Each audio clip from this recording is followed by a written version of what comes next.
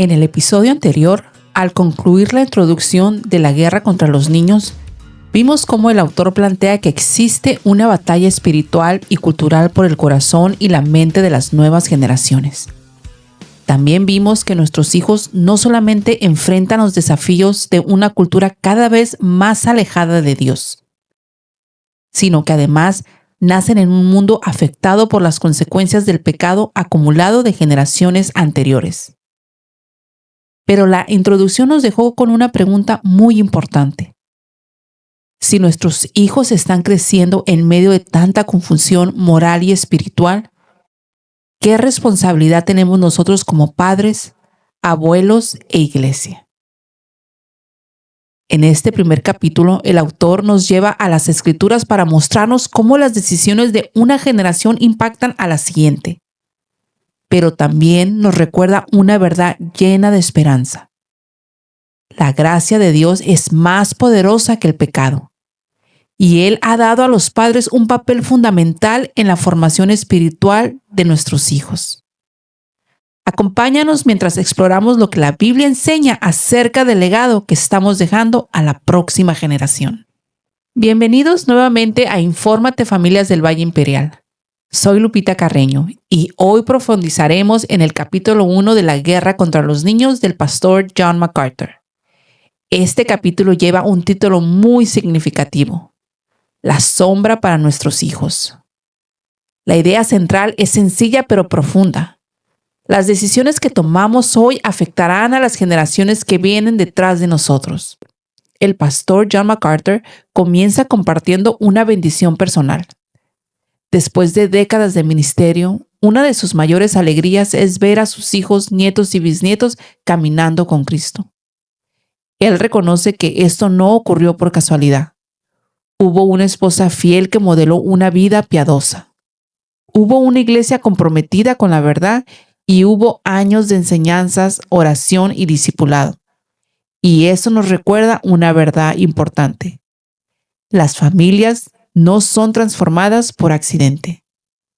Los hijos no llegan a la madurez espiritual simplemente por crecer dentro de un hogar cristiano. La formación espiritual requiere intención, sacrificio y fidelidad. El autor utiliza un proverbio chino que resume perfectamente el tema del capítulo. Una generación planta los árboles y la siguiente disfruta de la sombra. Pensemos en eso. Muchas personas plantan árboles sabiendo que nunca disfrutarán plenamente de su sombra. Lo hacen para beneficiar a quienes vendrán después. Así también ocurre con la crianza. Las decisiones que tomamos hoy producirán consecuencias que tal vez veremos años después. La pregunta es, ¿qué estamos sembrando?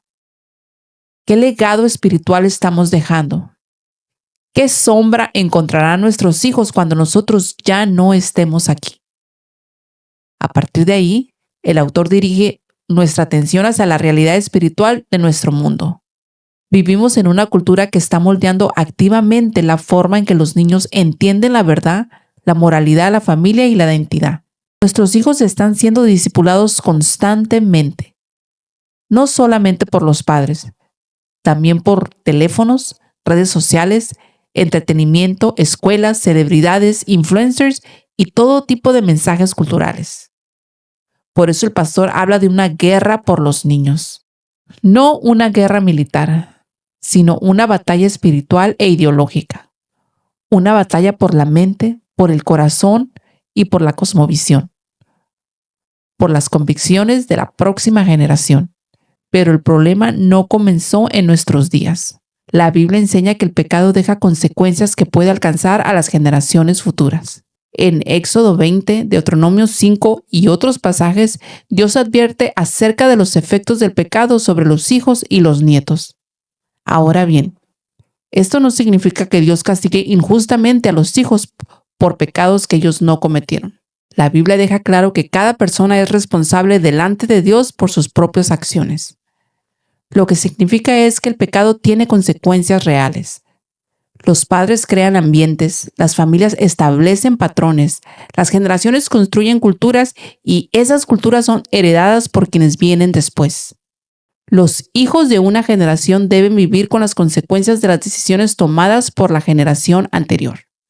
Todos podemos observar esto. La violencia produce más violencia. La inmoralidad destruye familias. Las adicciones dejan heridas profundas. La ausencia de los padres afecta a los hijos. Las malas decisiones generan consecuencias que muchas veces duran décadas. Pero aquí encontramos una de las partes con más esperanza en el capítulo. Después de hablar sobre las consecuencias del pecado, Dios habla acerca de su misericordia. La gracia de Dios es más poderosa que el pecado humano. Dios puede romper cadenas generacionales. Dios puede transformar familias.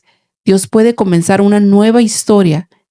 Y ningún hijo está condenado a repetir eternamente los errores de sus padres. Existe esperanza en Cristo. Para ilustrar esta verdad, el autor nos lleva al libro de Deuteronomio. Israel estaba a punto de entrar en la tierra prometida. Sin embargo, la tierra estaba llena de idolatría, llena de inmoralidad, llena de influencias paganas. En muchos sentidos, Israel enfrentaba desafíos parecidos a los que enfrentamos hoy. Y antes de entrar, Dios les dio instrucciones fundamentales. Les dijo que enseñaran diligentemente su palabra a sus hijos. No ocasionalmente, no solamente durante ceremonias religiosas, sino todos los días, en cada aspecto de la vida, cuando estuvieran en casa, cuando caminaran por el camino, cuando se acostaran y cuando se levantaran. La verdad debía estar presente constantemente. Y aquí encontramos uno de los principios más importantes de todo el capítulo. La responsabilidad principal de la formación espiritual de los hijos pertenece a los padres. No a la escuela, no al gobierno, no a la cultura, no a las redes sociales, sino a los padres. Dios nunca delegó esa responsabilidad a otras instituciones. Por eso encontramos, oye Israel, Jehová nuestro Dios, Jehová uno es. Llamarás a Jehová tu Dios con todo tu corazón, con toda tu alma y con todas tus fuerzas. Todo comienza con el corazón. Antes de enseñar a nuestros hijos debemos amar a Dios nosotros mismos. No podemos transmitir una fe que no vivimos. No podemos enseñar una pasión por Dios que no existe en nosotros. No podemos discipular a nuestros hijos hacia una relación con Cristo si nosotros mismos vivimos lejos de Él. El autor aborda el tema de la idolatría. Los israelitas enfrentaron ídolos visibles hechos de madera y piedra. Nosotros enfrentamos ídolos diferentes, pero siguen siendo ídolos. El materialismo, el placer, la fama, la aceptación social, la autonomía personal, la ideología, el poder, todo aquello que ocupa el lugar que le corresponde únicamente a Dios. Y esos ídolos están presentes constantemente en la cultura moderna. Por eso nuestros hijos necesitan discernimiento bíblico. Necesitan aprender a evaluar todas las cosas a la luz de las Escrituras. Más adelante el capítulo nos lleva a uno de los momentos más trágicos de la historia de Israel. Después de la muerte de Josué surgió una generación que no conocía al Señor. Esa frase debería estremecernos. ¿Cómo pudo ocurrir? Los padres habían visto milagros, habían experimentado la provisión sobrenatural de Dios y habían cruzado el Jordán.